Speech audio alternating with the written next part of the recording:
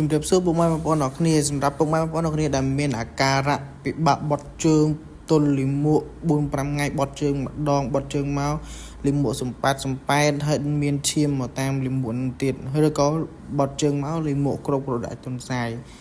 មានអាការៈចុកឆ្អល់កាពះជាប្រចាំចុកចង្កេះចុកដៃចុកជើងហ្នឹងអញ្ចឹងអាការៈទាំងអស់ហ្នឹងគឺជាអាការៈនៃជំងឺឬដងបាត